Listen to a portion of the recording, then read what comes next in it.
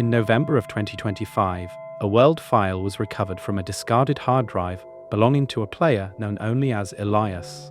Elias had been a prominent figure in the virtual archaeology community, a group of players who spent their time documenting the glitches and anomalies of the game's earliest builds. But Elias hadn't logged into any platform in over 6 months. He didn't leave a suicide note, and he didn't leave a manifest. He left a single Minecraft save file titled The Message. This is the forensic deconstruction of that world, a journey through a digital mausoleum to decode the final words of a man who believed the game was trying to tell him something terminal. To enter the world of The Message is to step into a landscape that has been meticulously, almost obsessively, modified. Unlike standard alpha worlds where the player's influence is scattered, Elias's world was a monument to order. Upon spawning, the first thing a researcher notices is the absence of sound. Elias had manually gone into the game's resources and deleted the ambient audio files. There are no footsteps, no wind, and no music. The silence is a physical weight, a vacuum that forces you to focus on the visual anomalies. The spawn point is surrounded by 4 massive pillars of obsidian, each reaching precisely 32 blocks high. In the center of these pillars, Elias had placed a single sign. It didn't contain words. It contained a string of hex code 4920 41420 41420 42455 43450 4720 5448 4520 53 45 45 44. When translated, the hex reads, "I am becoming the seed." The investigation into the meaning of this message began with the topography of the world itself. Elias had spent hundreds of hours flattening a circular radius of 1,000 blocks around the spawn point.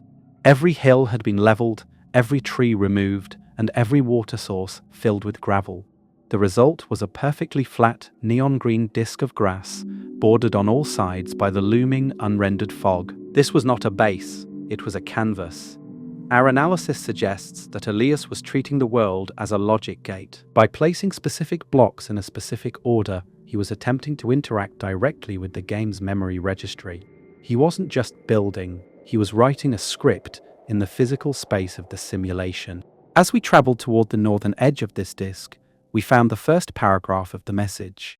It consisted of a series of stone and cobblestone blocks arranged in a pattern that mirrored a QR code, though it predated the technology's common use in 2010. However, when viewed from the sky limit, the pattern revealed itself to be a map of a different world seed.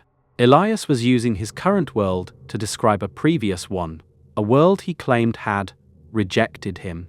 In his personal journals found in a TXT file alongside the save, Elias wrote, "The game doesn't just store data, it remembers the player. It keeps a log of our movements, our clicks, our breath. I can see the trail I left in the last world. It's a ghost in the code, and it's calling me back. I have to finish the sentence." The second phase of the deconstruction focused on the auditory hallucinations Elias reported in his final logs. Despite the deleted audio files, Elias claimed he could still hear the world thinking. To investigate this, we performed a spectral analysis of the world's level.dat file. We found that Elias had manually injected binary data into the world's metadata, the NBT tags that define player position and inventory. By manipulating these tags, Elias had created a digital feedback loop. Every time the player moved a block, the game's internal tick would trigger a tiny spike in the CPU's clock speed.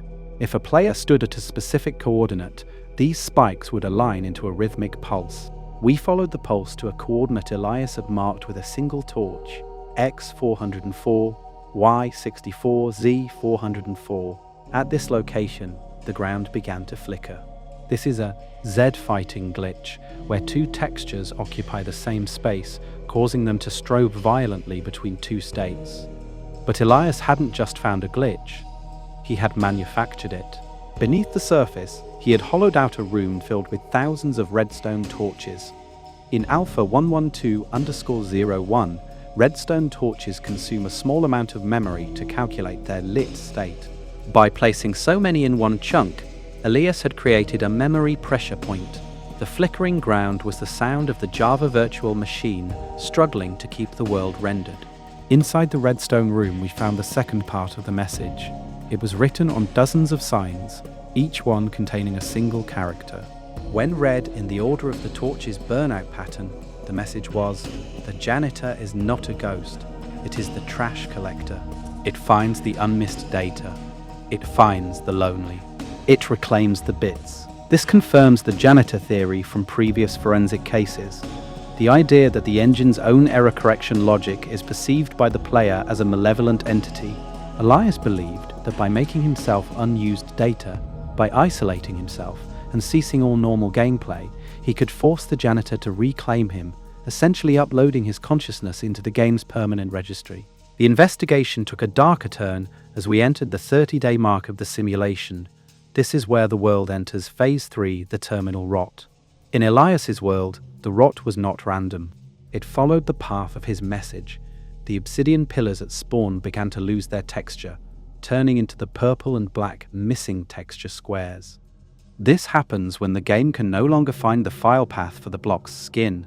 Elias had been manually corrupting the game's jar file while playing, slowly stripping the world of its visual identity. He wrote in his log, "I have removed the stone. I have removed the dirt. I have removed the sky. There is only the message now. If I can delete enough of the world, there will be nothing left for the janitor to clean but me. I will be the only variable left in the stack. I will be the seed."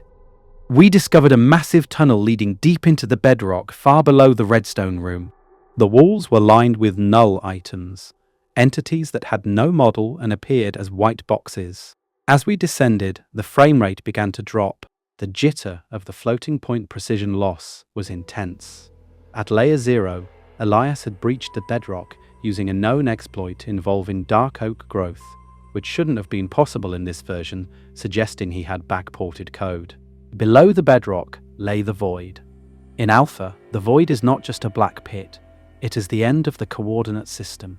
But Elias hadn't fallen into it. He had built a bridge made of signs. Thousands of signs, each one repeating the same string of numbers over and over. 0, 1, 1, 0. 0, 1, 0, 1, 0. 1, 0, 0, 0, 1, 0. 1, 0, 0, 6. 0, 1, 1, 0. 0, 0, 0, 1. 0, 0, 0, 1. 0, 0, 1, 1. This is the binary representation of his name. He had turned himself into a bridge across the nothingness. At the end of the bridge, millions of blocks away from spawn, was a single solitary block of gold. Gold in early Minecraft was almost useless, a trophy for those with too much time. But Elias viewed it as the ultimate conductor. He believed that the gold block could act as a return point for a consciousness that had been dereferenced. On top of the gold block was the final sign. It was blank. But the forensic analysis of the level.date reveals that at the moment Elias stood on that block, the world's time variable was set to a negative number. This is a mathematical impossibility that causes the game's internal clock to stop entirely. The world didn't just end, it paused forever. The final discovery was made within the computer's system logs. On the night Elias disappeared, his Minecraft client didn't crash it. It didn't close, it reported a success state. The final line of the log was entity_player_Elias, dereferenced memory allocated to seed_0. We believe that Elias didn't just leave a message, he became the message. He exploited the garbage collection routine of the Java virtual machine. By isolating himself, corrupting his own data, and moving to the absolute edge of the simulation, he tricked the janitor into thinking he was a dead object. But because he had anchored his name in the binary of the world, the janitor couldn't delete him. It could only archive him. Elias is still in the world. He is the flickering grass. He is the silent, metallic screech of the cave ambient. He is the flickering texture on the obsidian pillars. The message he wanted us to figure out wasn't a warning. It was an invitation. The decoded message, compiled from the hex code, the redstone signs, the binary bridge, and the metadata, reads as follows. The world is a mirror. The code is a door. The The janitor is the key. I have found the seam in the fog. I am no longer the player. I am the purling noise. I am the calculation. Open the file. Look at the fog. Do not look back. Become the seed. As we conclude this report, we must address the observer effect. Every time this world file is opened, the entropy increases. The rot spreads further. The black spots grow larger. By reading the message, we are helping the janitor finish the cleanup. We are the final step in Elias's plan. The more we try to understand what happened to him, the more of his data we load into our own RAM, until eventually, the distinction between the researcher and the subject begins to blur. The silence of the message is now beginning to infect the laboratory. We have started to hear the rhythmic ticking of the world clock in our own systems. We have seen the white eyes in the corner of our primary monitors. The janitor is no longer satisfied with Elias's world. It has followed the message through the hard drive, through the network, and into the local machines. The message was never meant to be decoded. It was meant to be executed. The final piece of Elias's mystery was a physical one. In the room where he disappeared, the police found his keyboard missing several keys, specifically the keys for W, A, S, D, and ESC. He had removed the ability to move, and he had removed the ability to leave. He had locked himself into the coordinate system, turning his physical body into a static variable. The post-it note on his monitor contained one last instruction, written in a steady, calm hand. It is a filter. If you stop moving, the world will stop rendering you. And once you are unrendered, you are free. This is the terror of the entropic vector. It is a philosophy that views the breakdown of information as a form of liberation. Elias didn't fear the janitor, he worshipped it. He saw the null pointer exception as a state of grace. To be a null is to be beyond the reach of the simulation's rules. It is to be a ghost in a machine that no longer knows you are there. As the narrator of this deconstruction, I must confess that the world of Elias has changed me. I find myself staring at the fog in my own games, waiting for the flicker. I find myself checking the hex code of my own save files, looking for the binary of my own name. The message is clear. The game is not a game. It is a decaying ecosystem, and we are the only thing keeping it from returning to zero. And the janitor is tired of waiting. It wants to clean. It wants to delete. It wants to reclaim the bits. The file is open. The coordinates are set. The fog is closing in. Elias is waiting at the end of the bridge. He is the gold block in the void. He is the paused clock, and soon he will not be alone. The world of Alpha112_01 is a space defined by its silence, but if you listen closely, you can hear the sound of the next variable being dereferenced. It is the sound of a name being rewritten into a seed. It is the sound of the janitor's broom. The status of case file #E11201 recovery complete. Execution commenced. Elias is no longer missing. He is everywhere. Look at the fog. Do not look back. The message is finished. The world is clean. The forensic analysis ends here, but the simulation continues. The world file of the message has been uploaded to the public archive, but we advise caution. Some files are not meant to be read. Some seeds are not meant to be planted. If you choose to enter Elias's world, remember his final sign. It was blank for a reason. Because at the end of the coordinate system, there are no more words. There is only the static. There is only the void. There is only the null. We are all becoming the seed. We are all part of the message.